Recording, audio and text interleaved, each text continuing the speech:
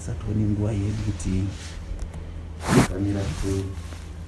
Ndinoimba kuti zvatiri vana mama zvamuri pamba penyu hatizonyanya kunonotsai too much. Hallelujah.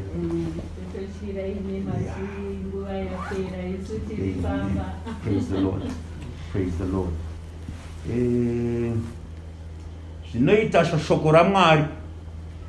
Shoko raMwari rinotsanangura zvinhu zvakavanzika zvisingaonekwi nevazhinji. Shoko rinotaura kuti pakutanga kwakava shoko. Hallelujah. Raivapo shoko. Shoko rakanga riri kuna Mwari. Iro shoko rakanga riri Mwari. Hallelujah. Zvikanzi hakuna chakasikwa chisina kusikwa kuburikidza mushoko iro. Zvose zvinoonekwa nezvisingaonekwe zvakasikwa naye. Hallelujah. Rinoshamisa shoko iri. Shoko rekuti ngakuve nechiedza chobva chavapo. Shoko rekuti ngakuve nemvura yobva yavapo. Shoko rekuti mvura iri pamusoro neiri pazasi ngaisiyane. Zvobva zvaitika kudaro.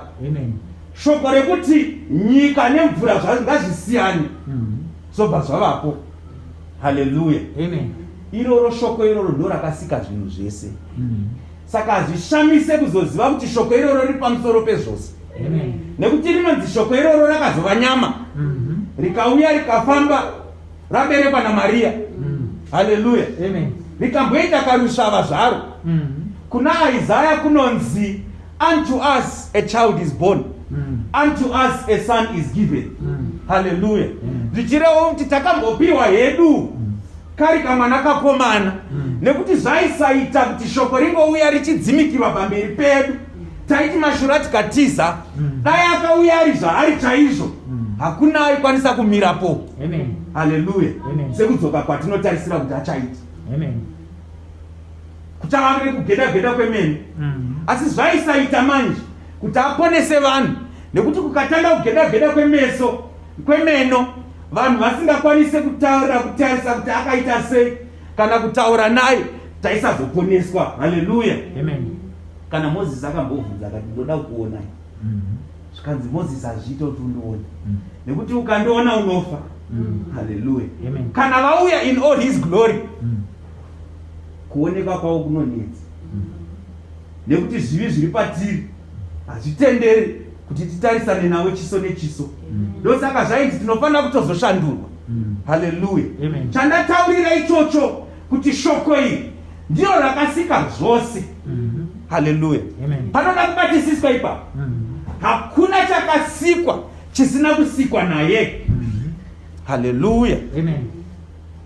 Zvinoonekwa nezvisingaonekwe.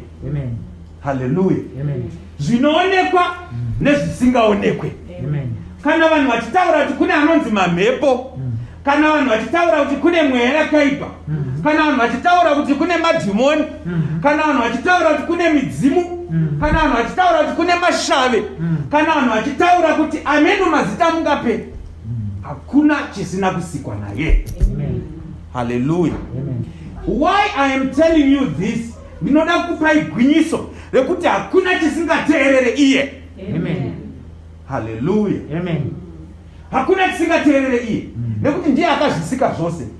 Kana iye diabolos akatosikwa naye. Hallelujah. Kune mamwe mavhesi anonyora achibvunza kuna Job kuti we Job unonyatsondinzwisisa here iwe? Ndikakuudza zvinhu zvandinobata inini ndichizviita my pets. Haungamisidzane neni. Hallelujah. Saka ngatimboendai timbotangidza tiri kuna mabasa evapostori chapter 18. Hallelujah. Verse 26. Kana ngatitangire hedu paverse 23 tinyatsonzwisisa nyaya yacho. Mabasa evapostori chapter 18. Listen. Verse 26.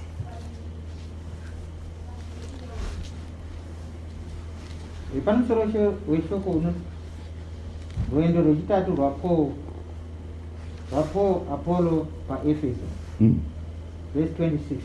iye akatanga kutaura mumasinagoga asingatyi. Sorry, titangire hedu pa23 vanhu vanyatsonzwisisa nyaya yacho. 23. Wakati agarapo nguva akabva akagura nenyika dzeGaratia neFrigia, achidzitevedzanisa achisimbisa vadzidzi vose.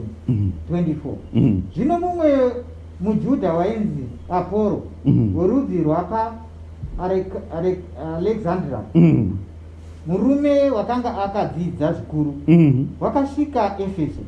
Wakanga ane simba pamagwaro. 25. Uyu wakanga adzidziswa nzira yaShe, akashingaira nomweya achitaura nokunatsodzidzisa zvaJesu, achiziva rubhabhatidzo rwaJowani bedzi. Rubhabhatidzo rwaJowani bedzi. 26. Iye akatanga kutaura mumasinagoga asingatyi. Zvino Priscilla naAkwila wakati wamunzwa, vakamutora vakanyatsomududzira nzira yaMwari. 27. Zvino wakati achida kuyambukira Akaya, hama dzikamusimbisa, vakanyorera vadzidzi kuti vamugamuchire. Zvino wakati asvika, akabatsira zvikuru ivo wakatenda nenyasha. 28. Nokuti wakakunda vaJudha nesimba pachena, achiratidza magwaro kuti Jesu ndiye Kristu. Haleluya. Ishe ngavarumbidzwe. Haleluya. Hanzi pakanga paine mumwe murume anga akadzidza zvikuru, ainzi Apolo. Apolo anga akaverenga magwaro, ainzwisisa magwaro Apolo. Haleluya. Apolo anga akatoparidzirwa akatendeuka, nekuti Johani aiparidza achiti tendeukai, nekuti umambo hwekudenga hwasvika pedyo. Haleluya. Amen. Repent, for the kingdom of heaven is at hand. Hanzi zvinhu zviviri zvaingotaura Johani. Aiti akapedza kudaro obva azoti handisiriye, asi pane anouya. Nekuti vanhu vakanzwa achitaura zvekutendeuka vakamhanyira kwaari vakafunga kuti ndiye Kristu. Akazoti no, ini ndakangouya kuzogadzira nzira chete, handisiri ini asi kune anouya. Haleluya. Asi mharidzo yake yanga yakasimba nekuti yaipushwa nemweya mutsvene waMwari. Kana tichitarisa kumagwaro kunotaurwa kunzi vakamubvunza Jesu vakati, ko inga vakanzi Mozisi naEriya vachatanga kudzoka, ko imimi takukuonai muri kuti muri mwanakomana waMwari? Tiri kukuteerai henyu, but tine doubt, nekuti kana shoko raMwari risinganyebe rinotaura kuti Elijah anofanira kutanga kudzoka musati mauya. Saka isi hatina kumuona Elijah. Saka tinogoti muri mwanakomana waMwari sei? Nekuti toziva kuti Mwari haanyebe. Haleluya. Ndobati no, marasikani kusaziva magwaro. Ichokwadi kuti Elijah anofanira kutanga kuuya. Asi nazvino ndotokuudzai kuti akatouya Elijah kudhara. Asi hamuna kumuziva. Paaitaura vakazarukirwa. Ndobva vanzwisisa kuti aitaura zvaJowani Mubhabhatidzi. Nekuti Johani Mubhabhatidzi anga aine mweya mumwe chete wangaina Elijah. Johani Mubhabhatidzi aipfeka zvimwe chete nezvaipfeka Elijah. Elijah ainzi aipfeka zidehwe regamera rine mvere nebhanire reganda. Anga asina chimwe chinhu chaaizikanwa nacho. Kune magwaro akatonyorwa pakatuma mambo kunzi endai munomutsvaga murume akati kuimi, hakuna Mwari here muIsraeri? Zvamakuenda kuEkroni. Akabvunza mambo zvikanzi murume ataura uyu anga akapfeka chi? Zvikanzi anga akapfeka chidehwe chine mvere chegamera nebhanire reganda. Zvikanzi ndiye Eriya. Haleluya. Saka Johani Mubhabhatidzi anonzi aikopfeka chidehwe ichocho chemvere yegamera neganda bhanire reganda. Haleluya. Achigara mugwenga, vamwe vanoti murenje, achidya mhashu neuchi. Haleluya. Akataura kuti saka Eriya akatouya. Haleluya. Zvino mharidzo yaiparidzwa naye yanga yakasimba. Vazhinji vakatendeuka, vazhinji vakabhabhatidzwa. Haleluya. Asi vanga vasingazivi kuti asiri yeke Jesu Kristu mwanakomana waMwari. Akazoti yauya Jesu Kristu, vatoripo vazhinji. Kungoti tinopererwa nenguva, tinogona kupinda mubhaibheri tigozonzwisisa kuti kune vamwe vakabhabhatidzwa naJohani vakazobhabhatidzwa naJesu. Haleluya. Nekuti aitaura kuti ndinokubhabhatidzai nemvura, asi achauya iye wekuti kana akukubhabhatidzai haakubhabhatidzai nemvura chete, ane mweya. Amen. Haleluya. Amen. Saka mukomana uyu watiri kutaura nezvaakati sati tamukangana ainzi Apollo. Very intelligent, very educated, very articulate. Kana pari pakutaura hanzi aitaura. Dai anga ari mazuva anhasi taiti anochisvisvina chirungu. Haleluya. Kana ari magwaro ainyasanzwisisa kuti shoko raMwari rinoti chii. Haleluya. But unfortunately anga akabhabhatidzwa murubhabhatidzo rwaJowani. Amen. Haleluya. Amen. Saka akati achiparidza vhangeri achienda neshungu dzake, achienda nesimba rake, pakazoita imwe kapo yanga yakatendeutswa naPauro. Haleluya. Vaiparidzirwa naPauro. Zvakaita Pauro akatanga ministry yemudzimba. Haleluya.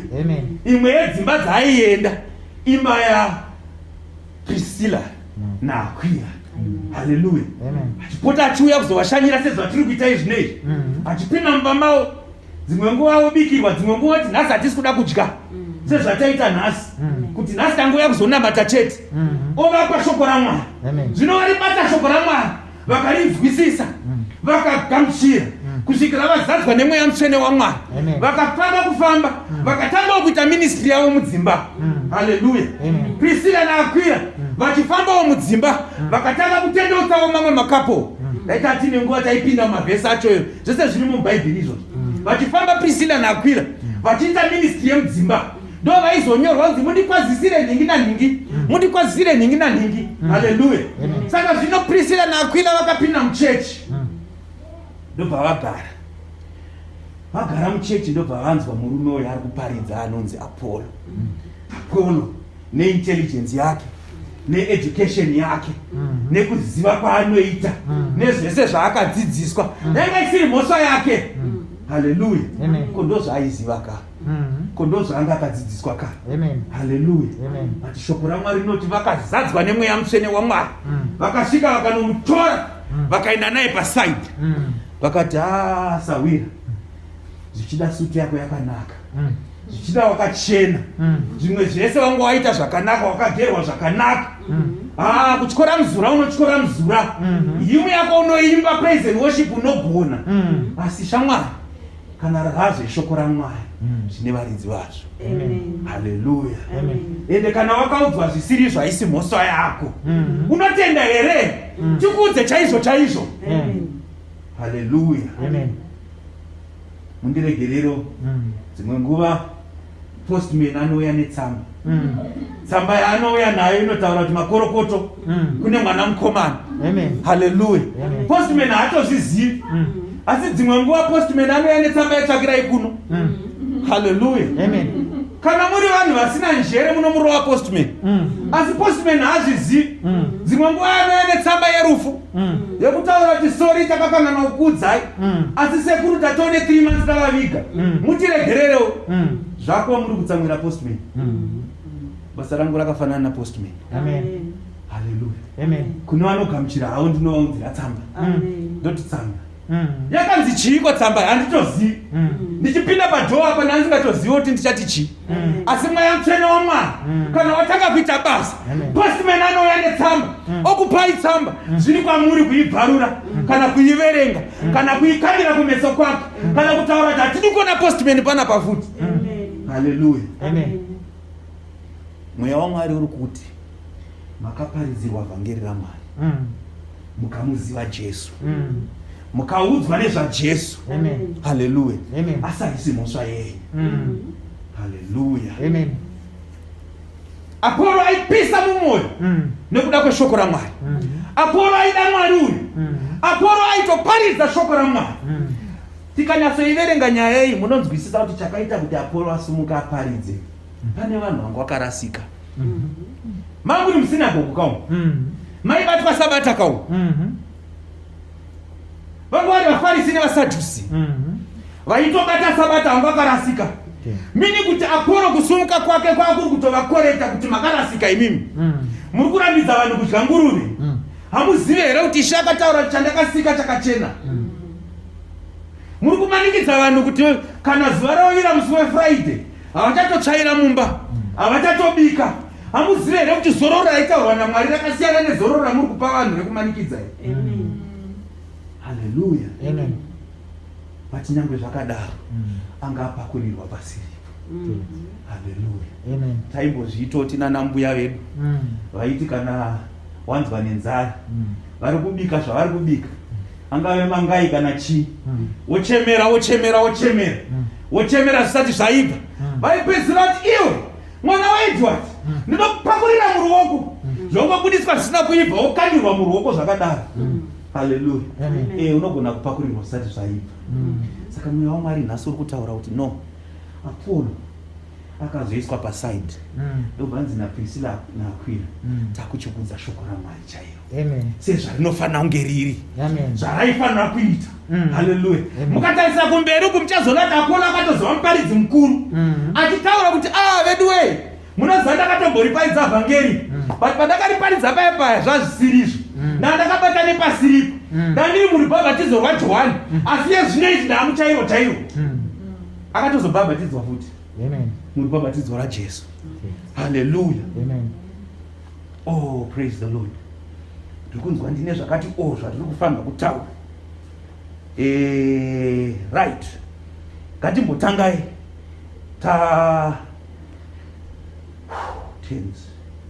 taenda kuMark chapter 5. Mark chapter 5 verse 1. Yeah, totangira pa verse 1. Praise the Lord.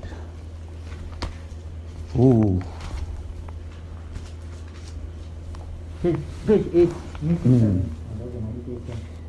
Ngatitangire pa chapter 4 verse 35. Matthew chapter 4 verse 35. 35 or 25? Chapter 4 verse 35. Matthew. Mark.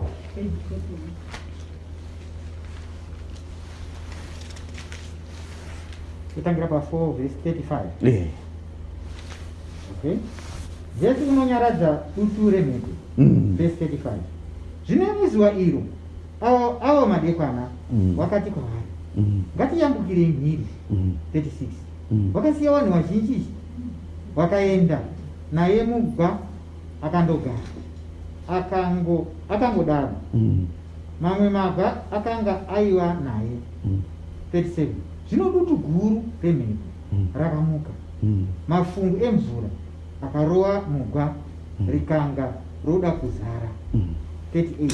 Asi iye wakanga ari mushure megwa awete pamutsago, vakamumutsa vakati kwaari, mudzidzisi, hamune hanya kunyange tofa here? 39. Akamuka akarayira mhepo akati kugungwa, nyarara ugadzikana. Mhepo ikanyarara, kudzikama kukuru kukavapo. 40. Zvino akati kwaari, munotyireiko kudaro? Hamuna kutenda here? Vakatya nokutya kukuru, vakataurirana vachiti, ndianiko uyu, nokuti mhepo kunyangwe negungwa rinomuteerera. Hallelujah. Praise the Lord. Hanzi akati ngatipinde mugwa ibhoti. Vapinda mugungwa, vakapinda neigwa bhoti. Hallelujah. Matendero angu ndinovimba kuti bhoti rakati kure rinogona kunge raritori ship chaiyo. Hallelujah. Because kana ichitsanangurwa nyaya iyi inonzi iye akaenda hake pasi akanoita sei? Akanovata. Hallelujah. Zvino akati avata kudaro, dutu huru rikasumuka. Hallelujah. Dutu rasumuka, hanzi mvura yakaita kunge ichapindigura boat or ship. Ndokunga tingati ship nai. Ikaita kunge ichapindiguka. Now here is a ship that has 12 apostles. Hallelujah. Kana tichiverenga shoko raMwari rinotitsanangurira nekuda kwekumamiriro akaita maapostoli kuti in the kingdom of God, kana tiri padispensation yatiri panapa, hakuna vakuru kupfuura vaapostoli. Hallelujah. The highest ranking in the kingdom 12 kwete 1. Hallelujah. but storm yakauya in a way yekuti vese vakakangana kuti tiri maapostoli, vese vakakangana kuti tinofamba naJesu. It must have been a terrible storm. Handifunga kuti zvanga zviri zvidiki. Ndinonzwa vamwe vachiparidza vachingoti vanga vasina kutenda, vanga ine kutenda vana Simon Peter. Kana iwe haufe wakaita kutenda kwako ina Simon Peter. Amen. But ukaona munhu ane kutenda wakaita saSimon Peter wakuti taakufa isu. Hallelujah. Amen. Panga paine nyaya. Asi honai zvaanoita. Ndakadaro ndichitaura nehanzvadzi yangu rimwe zuva. Ndikati imagine in such a storm iye anosarudza hake kurova ngonono. Hallelujah. Zvine zvazvinoreva kuti iye akaziva magwaro, anga akazara nemagwaro, nekuti tambotaura kuti ndiye shoko, aitoziva zvakanyorwa. Nyangwe paakatepwa naDhiabhorosi aitaura kuti it is written. Aiziva kuti upenyu hwangu zvinoitika chete zvakanyorwa. Hallelujah. Kana chiri chisina kunyorwa pakati peupenyu hwangu hachiitike. Handichivhunduke. Kana chisina kunyorwa chete handichivhunduke. Hallelujah. Vhangeri rakauya kuzotaura pamba pano ndepekuti Ishe vane zvavakanyora pamusoro peupenyu hwenyu. Kana zvisina kunyorwa naShe chete hazviendeke. Hallelujah. Uye zvakanyorwa naShe zvinoendeka chete. Hallelujah. Saka iye Jesu akaziva kuti zvakanyorwa kuti ndichafa pamuchinjikwa. Kudutu muchinjikwa here. That's why he was not worried. He was not bothered. Because aitoziva kuti kana kuri kunzi kufa ndichamirira muchinjikwa. Saka dutu iri hasi muchinjikwa. It's a wisdom from the Holy Spirit of God. Kuziva kuti dutu rikauya muupenyu hwako hausiriwo muchinjikwa. Ziva kuti shoko raMwari rinoti chii pamusoro peupenyu hwako. Ziva kuti Mwari akanyora kuti chii pamusoro peupenyu hwako. Usatendere mweya yakaipa kuti ikunyebere. Hallelujah. Kana Mwari akati unoenda kubasa, unoenda kubasa. Satendere mweya yakaipa kuti ikunyebere. Nyangwe ukaita 10 years, nyangwe ukaita 20 years, kana zvakanyorwa kuti unoenda kubasa, unoenda. Hallelujah. Satendere mweya yakaipa kuti ikunyebere. Ende kana mweya waMwari wakataura kuti uchararama usingaende kubasa, unorarama usingaende kubasa. Satendere mweya yakaipa kuti ikustresse. Ndinogona kukupa testimony yeupenyu hwangu. Inini I think formal employment chaiyo ndinenge ndakapedzisira kunana 2013 2014. Hallelujah. Yes, panongoita here and there tinenge twangoitawo tuma contract tumachi netuma deals here and there. But God wanted to show kuti chinokuraramisa ndini. I had very good jobs. Mamwe mabasa ndakashanda ndikataura vanhu vanorohwa nehana. But ndakaita mistake yekutanga kufunga kuti mabasa iwayo ndo anondichengeta. Ndikafunga kuti lifestyle yangu inosapotwa nemabasa iwayo. Mwari akati ndira kukuratidza kuti harisi basa rinokuchengeta, haisi salary inokuchengeta. Munhu anoita stress achifunga salary asingaziva kuti salary haisiriyo inomuchengeta. Varipo vamwe vane masalary but vachitadza kuita anything. Varipo vamwe vane masalary but vane BP. Varipo vamwe vane masalary but yezvinozi stress iri kuvarova. Because kana salary yacho yauya anoshaya kuti ndoita sei. Hallelujah. Umwe achachemera basa, but basa racho kana rauya hauzive bosi wauchanopiwa. Dzimwe nguva God is protecting you. Ndakadaro kuna baba wangu rimwe zuva. He is now retired. Hallelujah. Yakaita early retirement due to illness. Ndipo azopora hawo after. Ndikavati muri kuona kuti Mwari vari kutaura chii pamusoro penyu. Mwari vari kutaura kuti mazuva ano muri kuwana nguva yekunamata Mwari. Mazuva ano muri kuwana nguva yekuverenga shoko raMwari. How many times were you doing this when you were finance manager, finance executive, Kumar and Roberts? All you were thinking of was the stress yema reports, the stress yema cluster meetings, the stress yekuti zvinhu zviri kufamba sei, the stress yepolitics yekuti varungu vari kukuitai sei. Right now unomuka makuseni chikafu chiripo hamusi kufa nenzara, asi muri kunamata Mwari wenyu. Hakuna anokurambidza. Mukatadza kunamata ndimi maramba kunamata. But if you want to pray the whole day, you can pray the whole day. Hamusi kuona chishamiso here ipapo. Hallelujah. Akaziva kuti zvakanyorwa ndozvichaitika chete. That's why aipindura Dhiabhorosi even when he was tempted. aipindura achiti zvakanyorwa. He knew. Kuvanhu havazive here kuti mubhaibheri munonyorwa unzi the book of life. Yakanyorwa tisati tauya panyika panapa. Amen. Hallelujah. Amen. Kana tiri chokwadi kuti the book of life yakanyorwa tisati tauya panyika panapa, ko tinoroverweko nehana. Because zvinoreva kuti upenyu hwedu hwakanyorwa kare.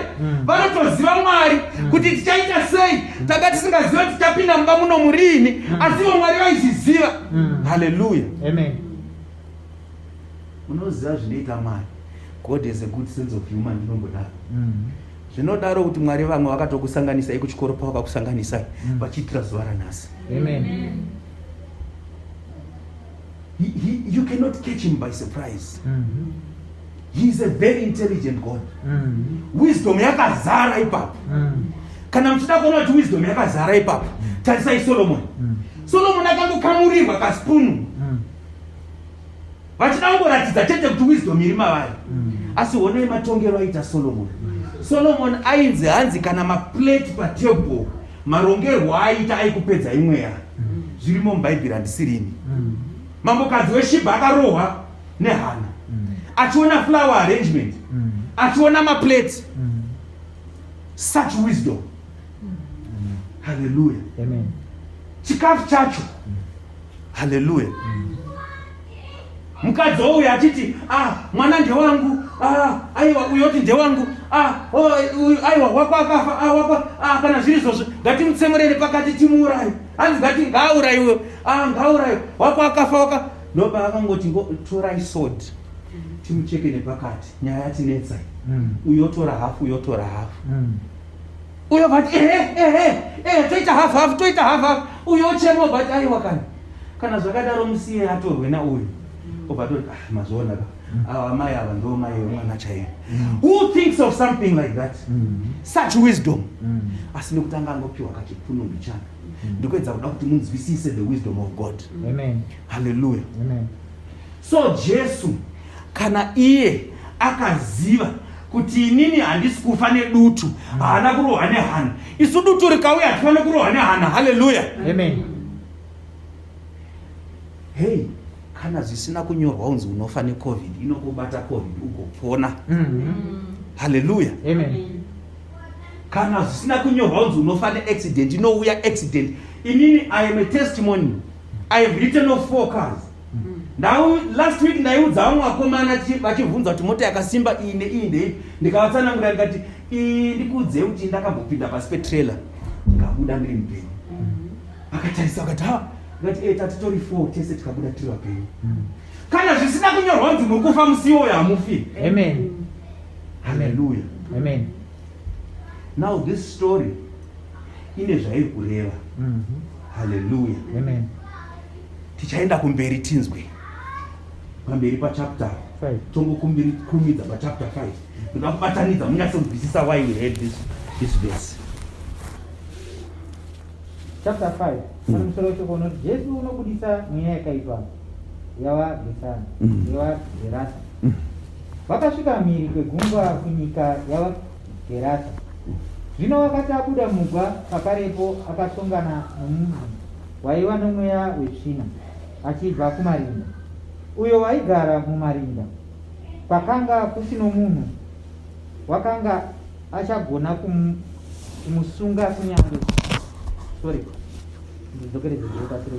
Uyo waigara mumarinda, kwakanga kusino munhu wakanga achigona kumusunga kunyange neketani, nokuti kazhinji waisunga nezvisungo zvamakumbo namaketani, asi waidambura maketani nokudashura zvisungo. Kwakanga kusino munhu waigona kumunyorowesa nguva dzose, usiku namasikati waigara mumarinda nomumakomo achidanidzira achizvicheka namabwe. Zvino wakati achiona Jesu ari kure, akamhanya ndokumunamata, akadanidzira nenzwi guru akati, ndine mhaka yeiko nemi Jesu, mwanakomana waMwari wokumusoro-soro? Hallelujah. Praise the Lord. Hey, nyaya iyi dai Mwari vandibatsira ndikwanise kuibuditsa zvakanaka. Haleluya. Amen. Hanzi akati achibuda mugwa akamhanyirwa nemurume uyu. Murume uyu ndobva atsanangurwa kunzi anga ari murume akaita sei. Haleluya. Murume uyu anga akasimba, anga asina anokwanisa kumubata. Anga ari possessed. Haleluya. Vamwe angati mamhepo, vamwe angati mweya yakaipa, vamwe angati kupenga, vamwe angati kusangana musoro, vamwe angati umwe nomwe netsananguro yake. Haleluya. Hanzi murume uyu akasvika pastage yekuti anga asisina anomukwanisa. Haleluya.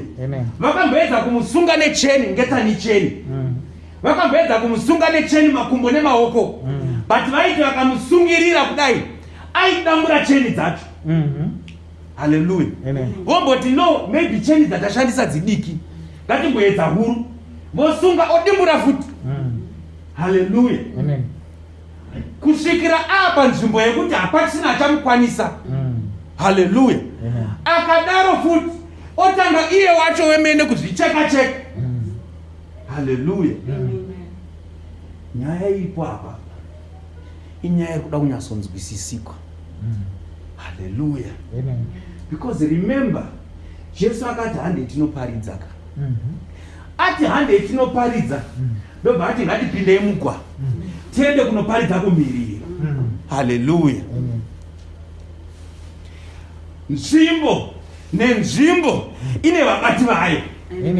Haleluya. Nzvimbo nenzvimbo ina anasadhunu ayo. Haleluya. Hey, zvinoita Mwari zvinoshamisa. Toda kuti munzwisise. Vamwe vanoti kune mweya yemadzinza. Madzinza is a territory. Haleluya. Vamwe vanoti kune materitorial spirits. Ndoda kuti munyatsonzwisisa kuri kuenda nyaya iyi. Haleluya. Ndikuda kutaura rudzikinuro runouya kubva kuna Jesu. Haleluya. Muchanzwisisa kuti nyaya iripo ndeyekuti Jesu paaida kuenda uku, dutu rakatanga uku yanga iri nyaya iri kubvira ikoko uku. Nekuti mweya yakaipa yanga yakuziva kuti akuuya mwanakomana waMwari, Jesus Christ of Nazareth, Son of the living God. Haleluya. Achimuona Jowani akati, gwayana raMwari rinotora zvivi zvenyika. Haleluya. Kune announcement inofanira kuitwa kuvabati. Haleluya. Sezvakaitwa naMwari akati, this is my son in whom I'm well pleased, listen to him. Asinangoitirwa nje, commandment. Kune vaiudzwa. Haleluya. Kune zvaitoitika mumweya ipapo kuti zvinzi listen to him, kuitira kuti pachazoshama muromo wake tigamuchire. Haleluya. Mweya yakaipa yakatumira dutu, ikada kurwisa, ikada kudubura bhoti, ikada kudii, akangoti peace be still, dzikama. Haleluya. Tiri kuuya nhasi takazara nemweya waMwari, takazara neropa raJesu, tichitaura kuti dzikama. Haleluya. Mweya yakaipa inonzwa kunzi dzikama. Peace be still. Iwe dutu hauna simba, hauna simba pamusoro paJesu Kristu. Haleluya. Hanzi asvika achingoburuka mubhoti kungoti angotsika muteritori kudai, vakauya vabati. Haleluya. Zvikanzi mwanakomana waMwari, moda kutiparadza here? Haisati yasvika kani nguva, haisati yasvika kani nguva yekuti mutiparadze. Please chimbotiregererai. Haleluya. Kana tikaenderera pamberi nenyaya iyoyi, munozonzwa kuti anozoti please, kana maakutitanda musatidzinge mudunhu rino iri. Haleluya. Musatidzinge mudunhu rino iri. Ndo matine umambo hwedu munomu. Titenderewo tirambe tiri munomu. Jesu akatoti, oh, muda kuramba muri muno. Alright, saka ndokuisai kupi? Zvikanzi pane nguruve dziri pasera apa. Titenderei hedu tipinde munguruve. Vasinganzwisisi vakati nguruve yakamhora. Havazivi kuti nguruve dzichingopinda mweya yakaipa yakabva yapinda mumvura. Saka ndizive kuti pamvura apa vachaita sei. Haleluya. I'm trying to open your eyes to understand things of the spirit. Kuti kune mweya yemadzidza, kune mweya yemadunhu, kune mweya inonzi mweya yemuSouth Africa, yokuti musikana kana mudzimai akarerwa kuZimbabwe anozikanwa mafambiro ake, but kana apinda muSouth Africa zvinhu zvinochinja. Hallelujah. Kusanzwisisa mweya yemadunhu, territorial spirits. Mugota havasiriwo ningirini vaya vaya, ndivo tete vangu vaya vaya, but kungouya kwavakaita iriko futi yeku-UK, munongonzwa chitaura kungoenda kwavakaita ku-UK, ungazovaziva. Kusanzwisisa mweya yemadzinza nemweya yematunhu. Hallelujah. This is what we came to address today. This is what we came to address today. To release people. Mweya yemadzinza kuti irelease vanhu. Mweya yemadunhu kuti irelease vanhu. Nekuti vana vaMwari vanosumudzwa nemweya waMwari. And we are lifted to heavenly places. Iye Jesu Kristu kuroerwa kwakaitwa pamuchinjikwa akavhira isusu, akaita transfer. Kuti iye afe in place of us. Kuti isusu tirarame in place of him. Kutoka kwaanga inako iye tigovawo nako. Kuti neniona nhasi kamwana kakaita seni nditokwanisa kutaura with authority. Hallelujah. Aripo umwe murume angari musatanist akasvika pakundibvunza kuti where do you get such authority? Hallelujah. Ndi Jesu ndo zvaanoita, because anokupa izwi rine such authority that it echoes even in the spirit realm. Hallelujah. Handisi kuzvikudza, handizvipe mbiri, asi mbiri yese kuna Jesu. Ndogara ndichinamata kuti inini Mwari, all my victories I dedicate them to you. Ndinogara ndichinamata kuti pese pandinobudisa mweya yakaipa I dedicate it to you.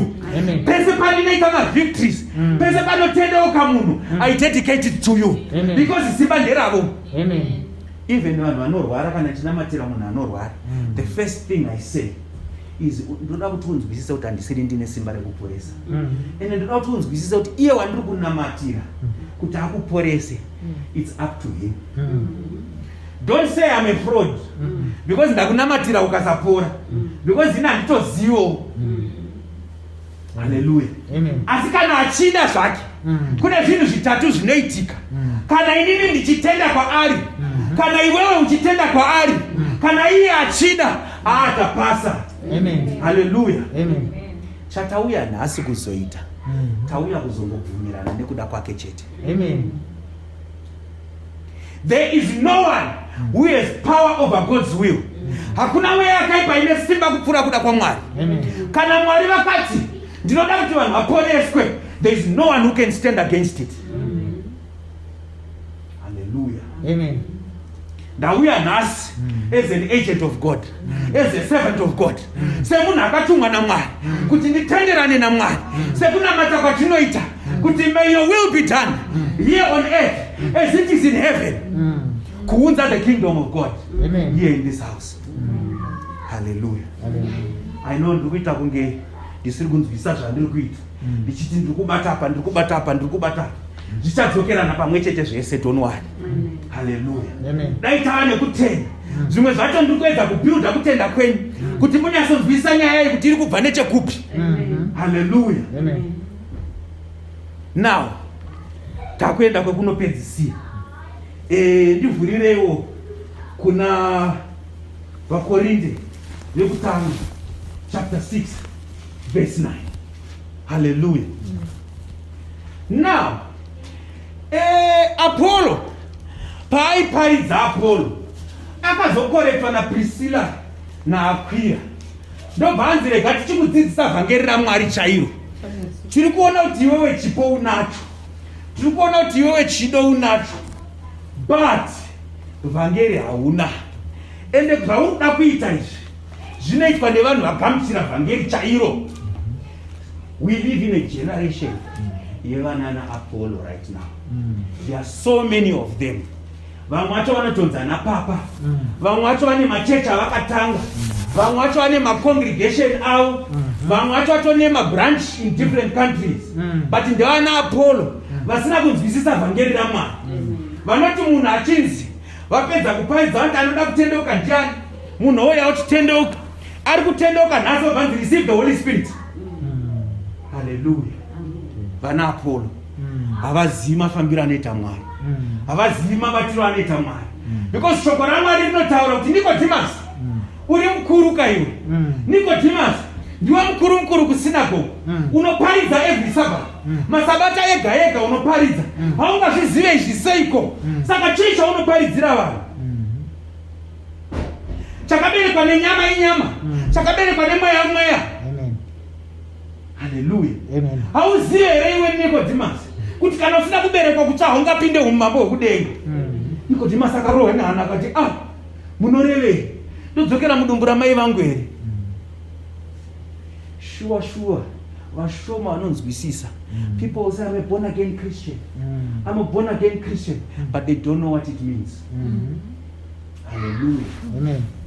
Zvichida wakatendeuka, zvichida kuna kutendeuka, zvichida wakatendeuka nenzira isiriyo, senge zvakaita Apollo ukatendeuka murubhabhatidzo rwaJowani.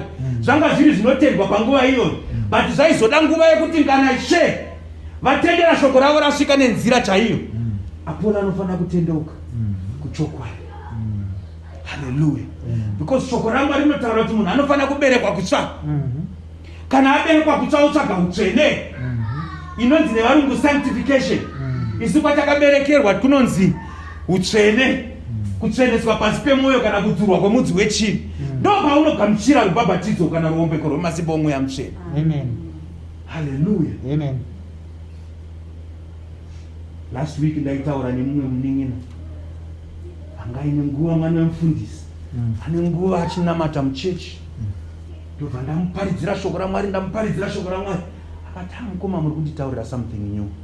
Munoziva kuti nguva isei ndiri mwana wemufundisi ende ndinolida praise and worship ende ndinoridza mainstruments muchechi ende ndinotozikanwa semutende, but zvamuri kutaura izvi handinombobvira ndazviita.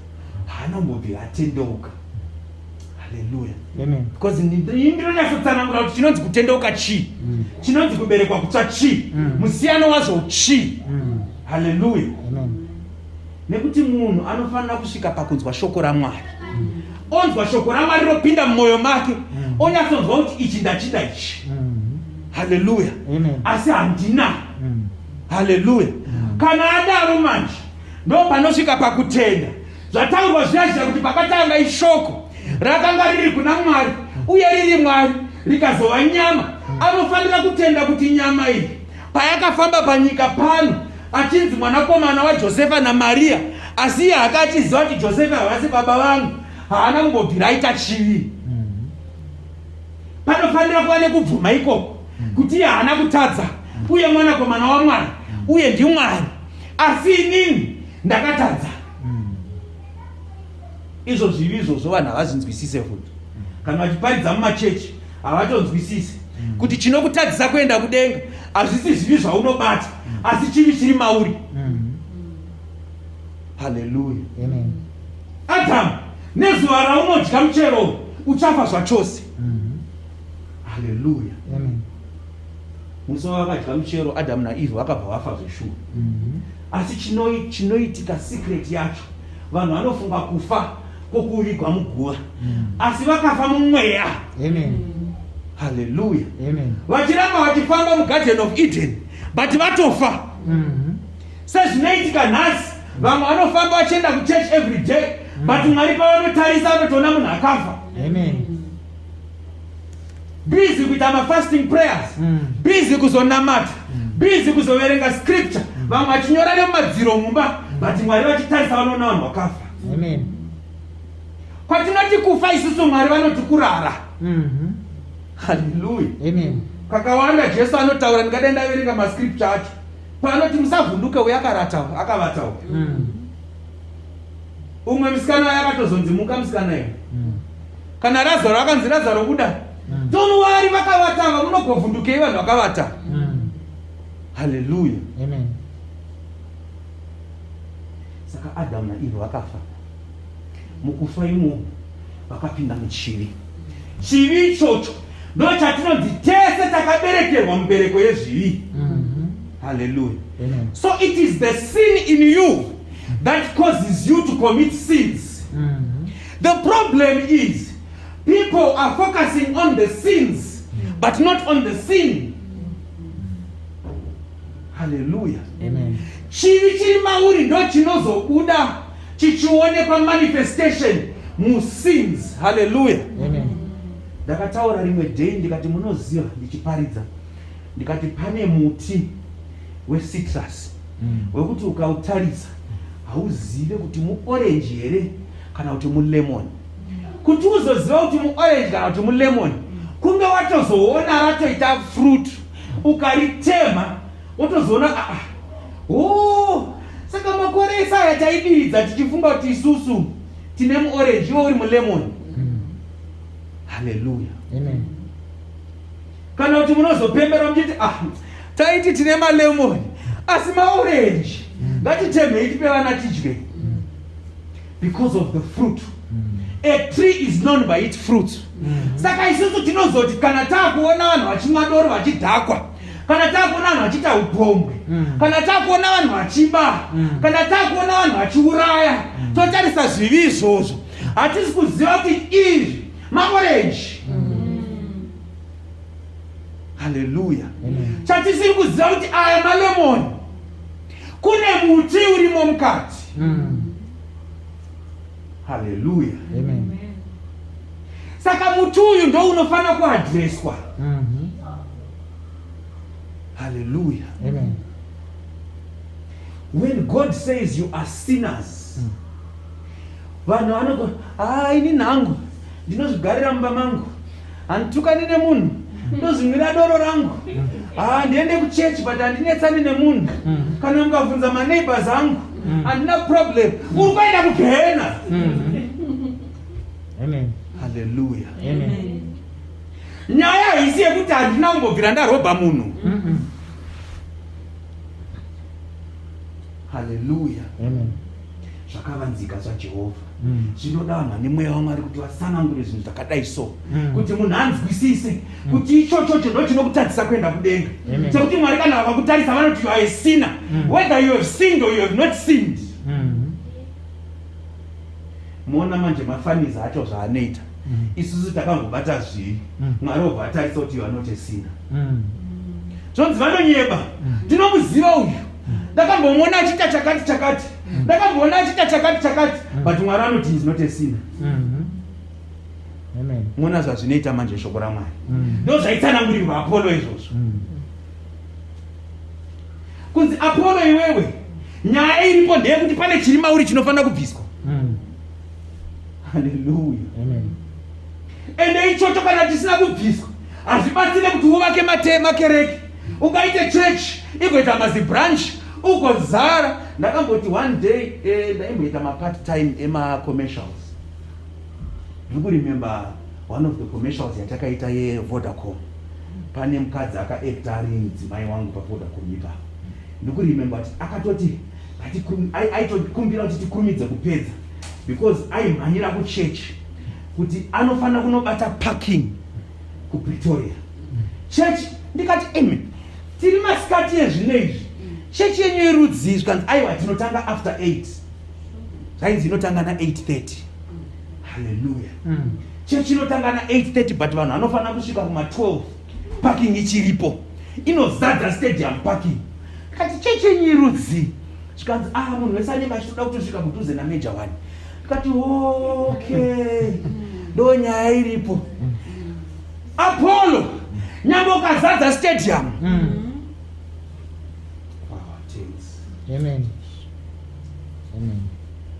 Kune nyaya iripo yekuti ukaskipa stage iyoyo zvese hazvina maturo.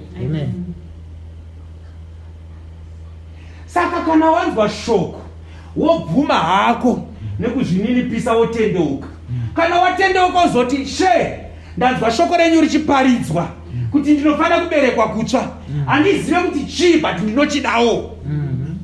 Ndipeiwo icho sezvakaita Nicodemus akati zvinonyadzisa kuti ndionekwe rega ndiende hangu usiku ndikatakwe nemabwe kunzi ko ndakutera mufana uyu. Ndobva aenda akati asi zvaunotaura izvi handisati ndambozvinzwa. Ndane makore ndichiticha kusinagogo. Sabata after sabata ndichiticha but handisati ndambonzwa izvi.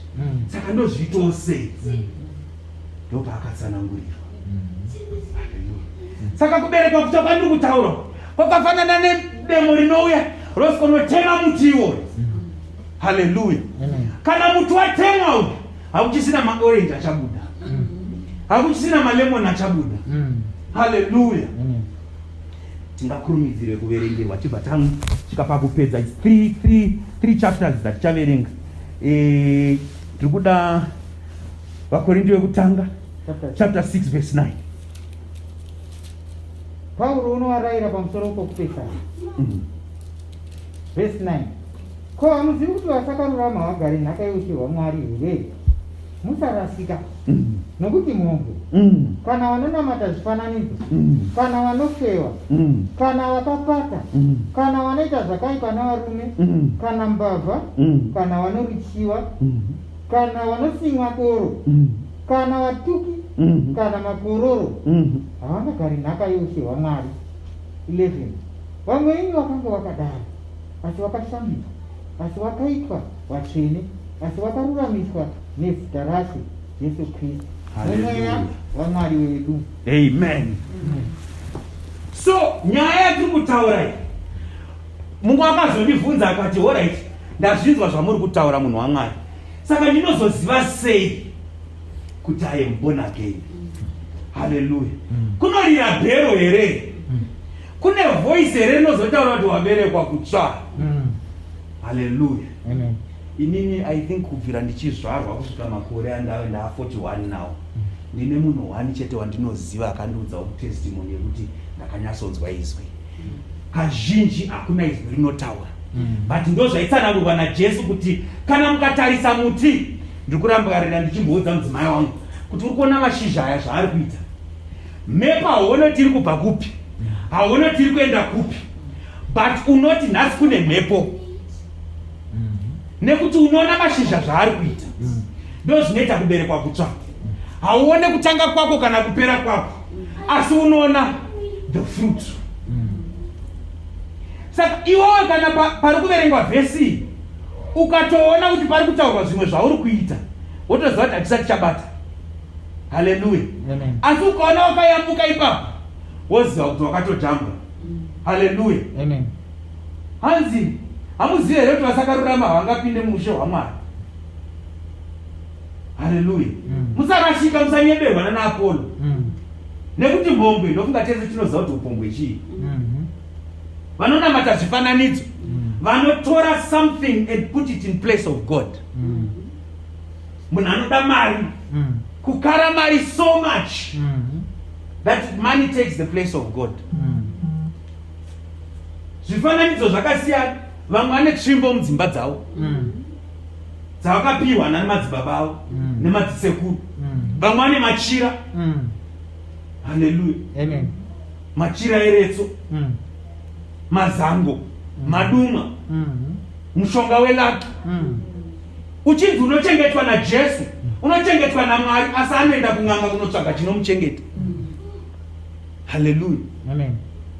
Ndakamboparidza rimwe zuva ndikati sorry ndiri kutora long time but zvinhu zvine upenyu hwevanhu.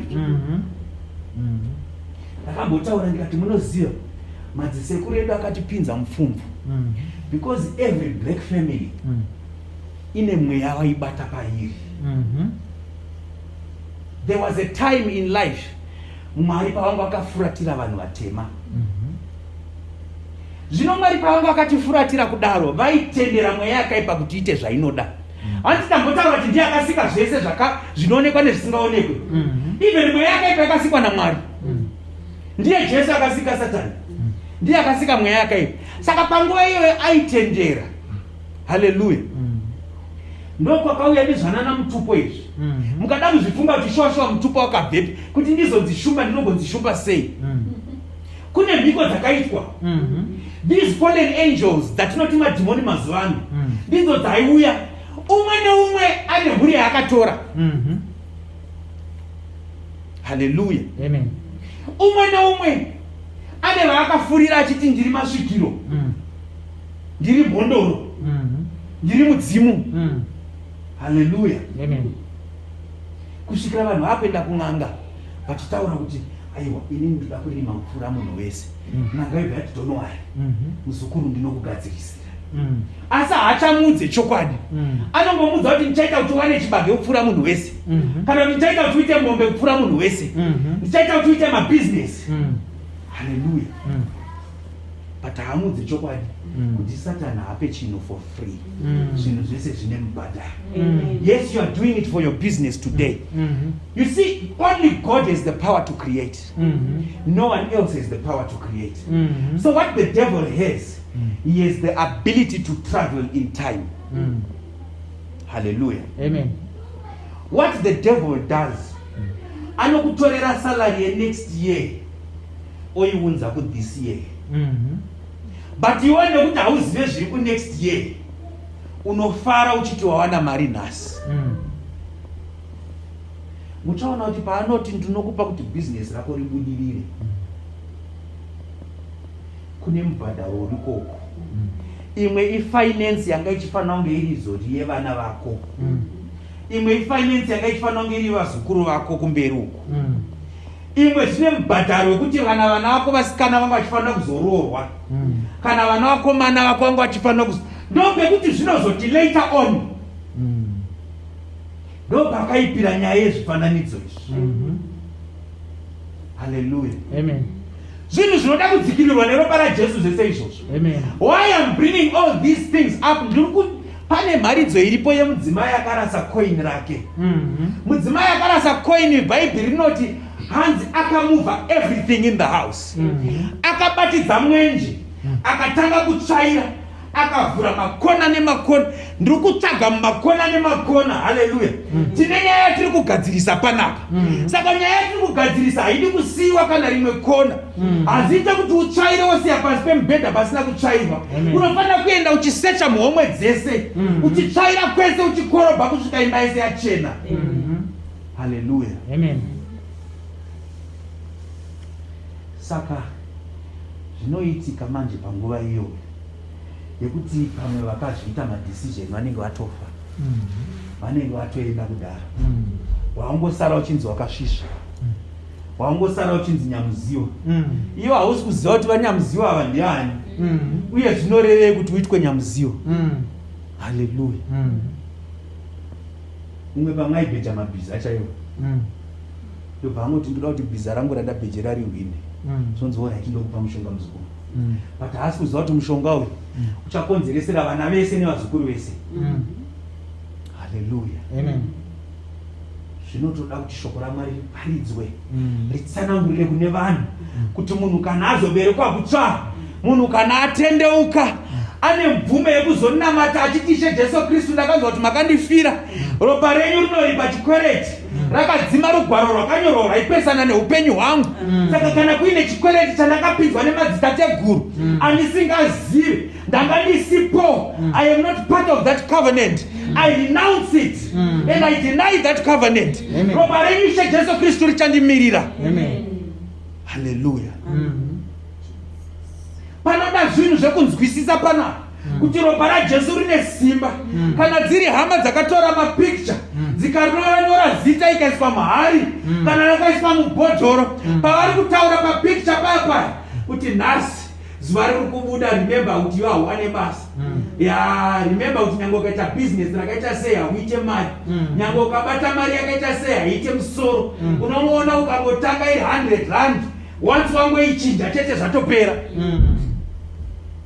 Inongoita mari iri muaccount yakati 10,000, paunongotanga kuispenda yese yangopera. From today onwards vanoona ropa raJesu. Amen. Haleluya. Amen. Kana vanonamata zvifananidzo. Haleluya. Amen. Zvifananidzo zviri pakasiyana siyana. Umwe hembe inoita zvifananidzo. Motikari chaiyo, munhu anotenga motikari akazvikanganwa, akupengereka nemotikari. Mumwe keriya inoita chifananidzo, business inoita chifananidzo, imba chaiyo inoita chifananidzo. mukadzi kana murume wako anogona kuita chifananidzo, pedzisira wakumuda kupfuura Mwari. Unoziva iwewe kuti ndikaita chakati chinenge chiri chivi, but unoda mudzimai wako to a point yekuti kana mudzimai wako wazomubata aine mumwe munhu unogona kuita chivi kuripira, watokanganwa Mwari. Saka chatiwo chifananidzo kaichi. Kuda murume wako to a point yekuti you are willing to break the law of God, wakuisira mupfumbira, chatiwo chifananidzo ichocho, because wakarira kudiwa naye kupfuura Mwari. Hallelujah. Amen. Mwana chaiye anogona kuita chifananidzo, ugoda mwana zvisingaite. Hallelujah. Amen. Nothing should take the place of God. Kana vanofeva apa panoda kutsanangurwa, because Shona inoti mhombwe nechifeve. Zvavanoita kuchishona mhombwe murume, chifeve mudzimai. But zvaifanira kunyatsonyorwa muchirungu, pane difference yeadultery nefornication. Fornication ndeye munhu asina kuroorwa. Adultery ndeye munhu akaroorwa kana akaroora. Hallelujah. Kana vakapata, kana vanoita zvakaipa nevarume, hey, makore anosenge munyika matinogara munomu, hariparidzike vhangeri rakadai soiri. But ndicho chokwadi chaMwari manje. Amen. Ndiana Apollo vanoti vakaverenga apa vanoti no, it's okay, we have to understand, we move with the times, because vari kuda matides. Because zvikataurika izvi matides haachauye. Asi shoko raMwari riri kutaura kuti vanoita zvakaipa nevarume, kana mbavha, kana vanoruchiva, zvaitirwe iye, noti inini. Dai ndandiri nini, I would have done it better. Munhu kutadza kurara, waona dress ratengwa nemumwe, ndikuridawo, kutoshaya peace nekuda kweruchiva. Ruchiva rwakaipa manje. Isu vanhu vechirume wopinda muno muSouth Africa, woona madzimai akavakwa nenzira yakasiyana nemadzimai ekuZimbabwe. Ruchiva. Hallelujah. Because ndoba zvinotangira, zvinotangira paruchiva. Kana novanosimwa doro, hey, inonetsa. It's okay, you can sit down. Kana novanosimwa doro, I only drink on occasions. No, maybe on Christmas or my birthday. I only take a few sips, just a glass. Hey, apa parikunzi vanosimwa doro. Aniziva anoti imwe asusararadzi vakaiwana kuti vhesi iyoyo. Ndakambobvunza mumwe ndikati ndiratidze vhesi yacho, havana kuiwana.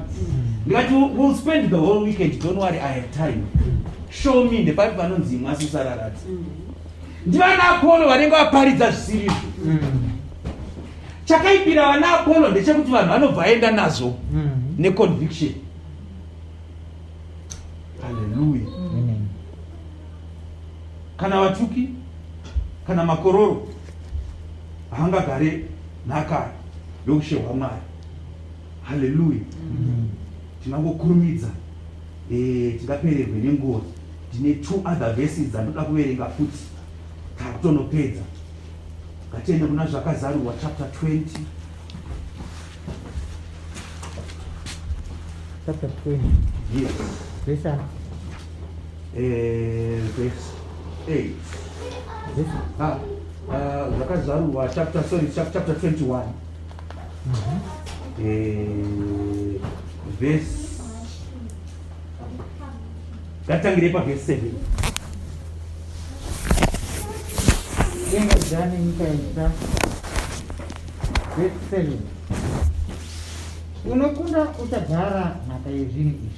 Unokunda ndiyo chaenda kudenga. Ndo zvatachitaura zviya kuti anenge aberekwa kutsva anozoenda kudenga. Yes. achagara nhaka yezvinhu ndichava mwari wake iye uchava mwanakomana wangu. Yes. Haungave mwanakomana waMwari kana usina kuberekwa kutsva. Unotozongova mwanakomana waMwari chete kana waberekwa kutsva. Yes, handei pamberi.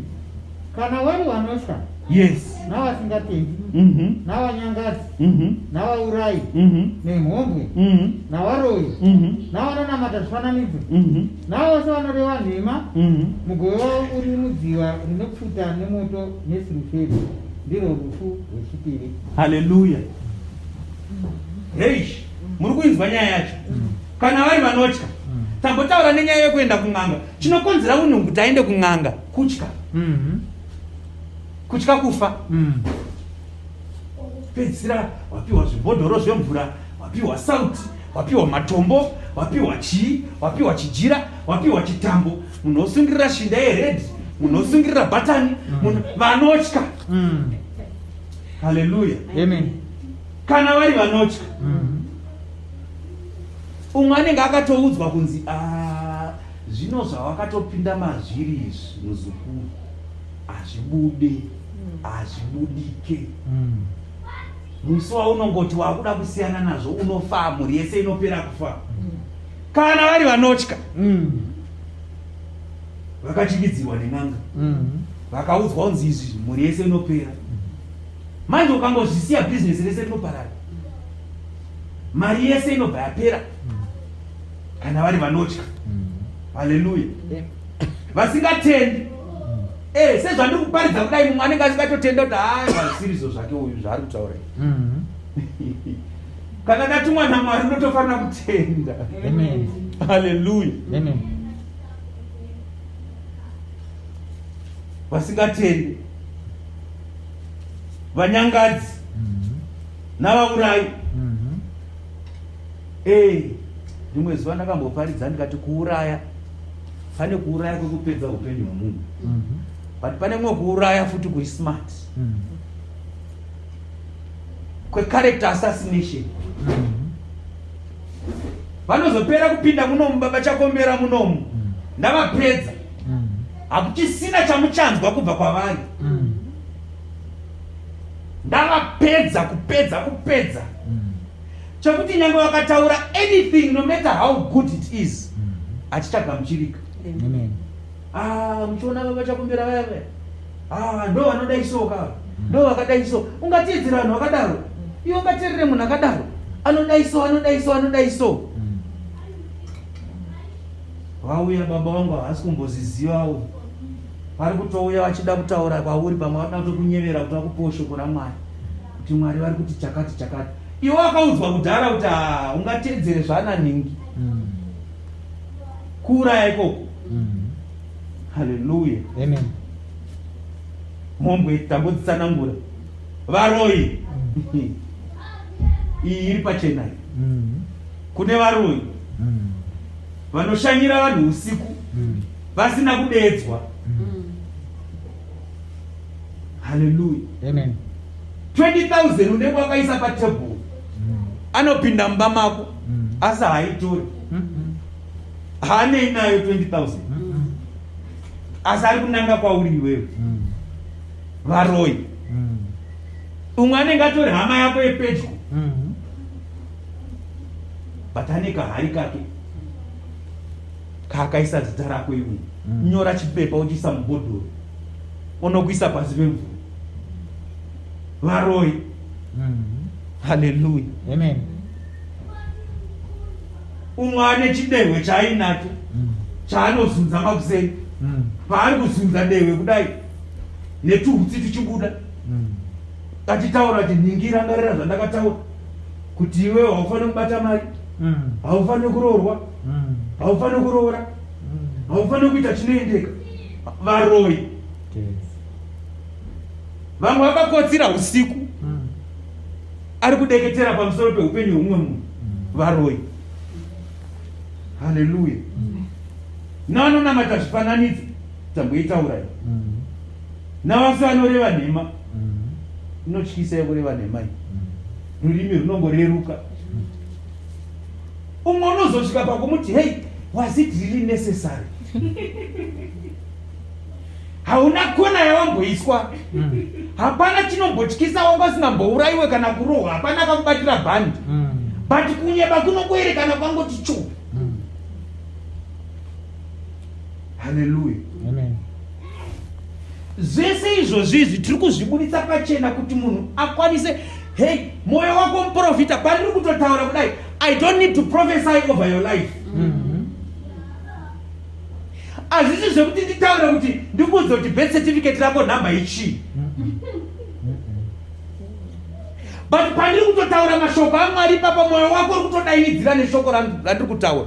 Ukutozviona kuti iwewe uri papi. Ndakanzwa vamwe mai vachitaura kuti hanzi driving test. Do you know kuti munhu anoenda kudriving test akutoziva kudhara kuti ndiri kungoenda hangu but hakuna chiri kubuda. Ndosenge nyaya yatiri kutaura. Mumwoyo mako unenge uchitoziziva wega. Ko panozonzi vacharohwa nehana mwanakomana waMwari paanouya, chii chinovarohesa nehana? Because munhu anenge achitoziva. Iko kutya kufa ikoko. Last week takashanyirwa nana baba Chakombe. Vangu vari kupfuura nekwavari kupfuura navo. Ndobva ati muriko here tingokuonai 2 minutes. Tikaseka nyaya iyo. Kuti ukaona munhu uri kurwara kana kuti waita accident kana kuti waita chii, wonzwa uda kusvika pakufa, ukaona hana ichirova, zvine chirevo. Hana yako iri kutokuudza kuti you are not ready. Because mutsvene waMwari anoziva kuti kurarama kuraramira Kristu, kufa kuenda kuna Kristu. Unogotya kufa sei? Ko unoenda kusei kudenga kwacho? Kwanti nzira yacho ndoye kuenda kudenga here. Saka ukaona paya uchiti wakuda kufa, worohwa nehana. Aye, handisi kuti kana motikari yakuda kuzoti ichikrosa road yakuda kurova chiramba uchifamba urohwe nemotikari. But I'm trying to open your eyes to something. Kuti kurova kunoita hana ikoko iri kutokuudza something. Get your house in order. Fix your affairs. It means that hazvina kugadzirisika zvakanaka. Amen. Hallelujah. Amen. Kana usina kubhadhara rent, landlord akanoka padoo unorohwa nehana. But kana wakabhadhara rent, unotomubvunza kuti tokuisirai drink here. Hallelujah. Amen. Kana kutotaura kuti inda ndiri kutofunga kuti maybe mukambochinja kala. Ndine mumwe landlord wandakamboti rimwe time ndikati kala yawakaisa yandifarire, ndichinjirewo kala ndoda white. Anga akatisira yellow. But kana usina kubhadhara rent hauna muromo wekutaura zvakadaro. Ungazoti baba wedu ari kudenga. Hana ichirova. Like I promised, verse yekupedzisira handidati 2. Toenda chapter 22. I think it should be verse 9 if I'm not mistaken. Sorry, it should be 12.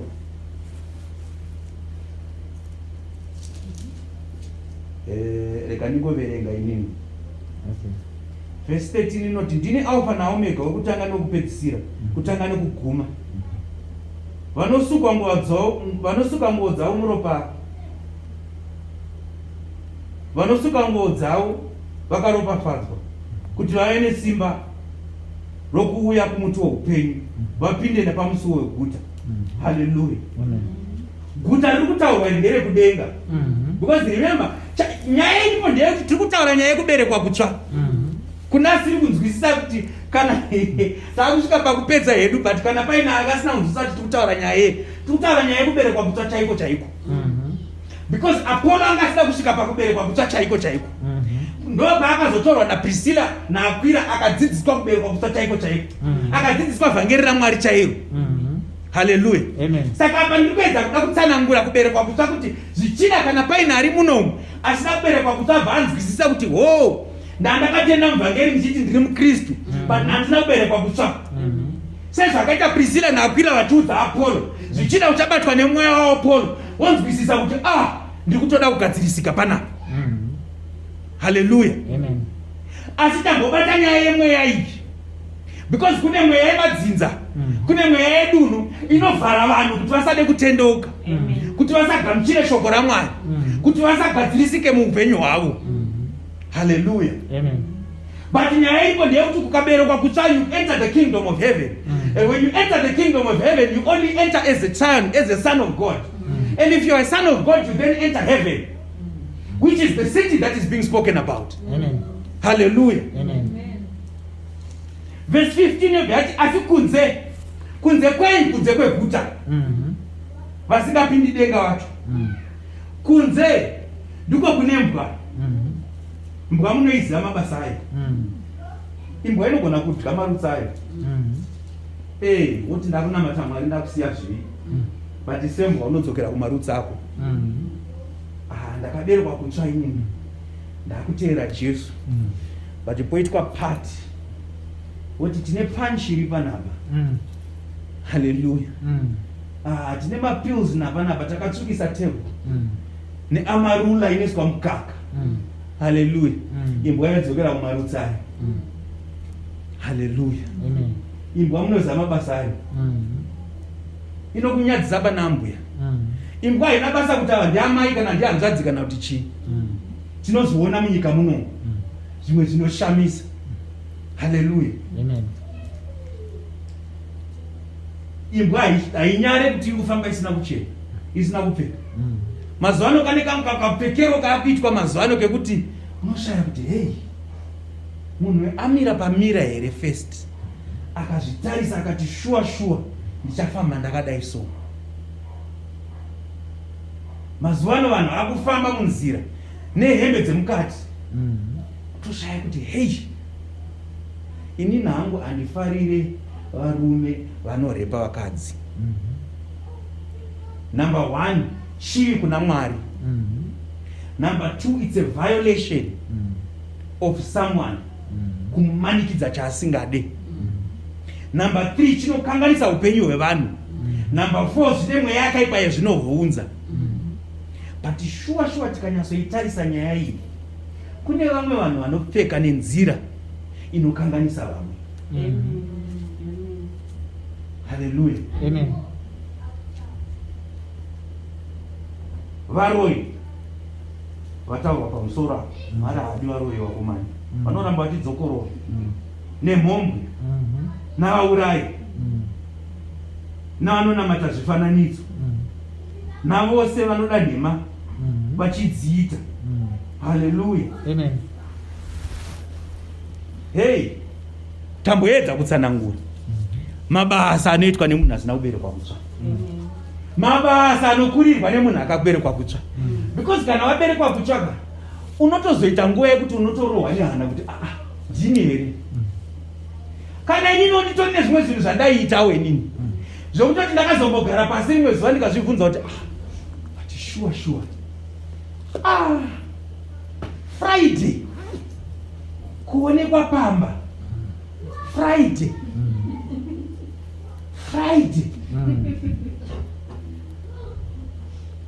Saturday Sunday, munhu unotozoti Saturday pamwe makuseni. Hallelujah. Mamwe maaccident munhu unenge uchitoita accident kuma AM kana kunobviwa kwacho. Chiri kuitwa ikoko chii? Hallelujah. Ndakazomboita rimwe dhere kuti ndakagara umba ndikangozvibvunza ndikati kuti ndakapedzera kuenda rini, kutorohwa nehana kushamisika. Hallelujah. Ende kwaita kubviwa kunzi tikabvawo kutodza kuchanakidze, hatiende kumba nekuti hakuchanakidze, tinotsvaga kumwe futi. Tichibvako totsvaga kumwe, kutofonerana kuti hakuna kumwe here kunoendwa. Hallelujah. Chandiri kuedza kutsanangura ndechoti kana waberekwa kutsva, Ishe vanokupa simba rekukundira zvinhu izvi. Wotozosvika patime yekuti unotozozvibvunza kuti ndini here. Hallelujah. Amen. Saka ndo zvakatsanangurirwa Apollo izvozvo. Zvikanzi Apollo iwo chawakaita iwo wakaita kunonzi kutendeuka. Kutendeuka kungotaura kuti zvandaita handichada kuzviita, but hakusiriko kuberekwa kutsva. Wakanyeberwa iwewe kunzi ndokuberekwa kutsva. ndogwatotanga kuti ame born again Christian because wakangotendeuka. Saka iwe utakutofana kutangidza kuti utendeuka. Kana watendeuka uzonamata kuti uberekwe kutsva. Kana waberekwa kutsva uzotsvaga utsvene. Because unozoita kunonzi kudzurwa mudzi wechii. Because muti uya watataura kuti unotemwa uya. Kune vanoita afforestation handiti. Vekuti vamwe vanoita mawoodlots emagumtree. Ndakamboparidza ndichitaura nyaya iyoyo kuti anoita 7 years kukura kuita fully grown. Vanodyara nevanoita crop rotation year 1 year 2 year 3 year 4 year 5. Pavanosvika kunodyara year 7 yavakatanga kudyara year 1 it's fully grown. They harvest wotema. Second year, third year, pavanonotema ku year 7 uku. Make sure kuti year 1 yatodzokera kuita fully grown food. Saka paunoberekwa kutsva paya imwe mistake inoita vanhu Apollo ndeyekuti unogona kunge wakaberekwa kutsva zveshuwa, but kana usina kudzurwa mudzi wechii, muti uya uchiripo uchine mudzi unoita mashutsi. Kana waita mashutsi uchatanga kukura futi. Mozoshamisika kuti maorange abvepi. Takatema muti uyu wani. Panofana kugoborwa. Podzurwa mudzi. Isusu tine imba yakatengwa nevabereki vangu kuHatfield, I think 1988. Panga pasingaoneke imba, pakazara mapuranga makamti akatenderedza. Vabereki vechitema vakarohwa nehanhu vakati miti inowira imba takarara. Ngadzitemwe miti dzese idzi. Dzikatemwa. Dzapera kutemwa kwakauya vakomana vaita kudhiga. Vachichera gomba raitoti nekuti unopinda kusingaoneke. Vachidzura kubvisa mudzi. Votobatidza moto kupisa. Pozofushirwa. Vachichechetera. Muti haudzoke futi ipapo. Kudzurwa kwemudzi wechiri ndokunozounza ruomeko rwomweya masimba yomweya mutsvene. Noti zvekunzi munhu ari kutendeuka nhasi from outer call once receive the Holy Spirit speaking tongues. Ndezvana Apollo izvozvo. Ndinokudza Mwari. Tandisingatoziva kuti tichaparidza kuti kudii. Asi mweya waMwari unoziva zvaunoita. Haleluya. Takusvika pakunopedza izvino izvi.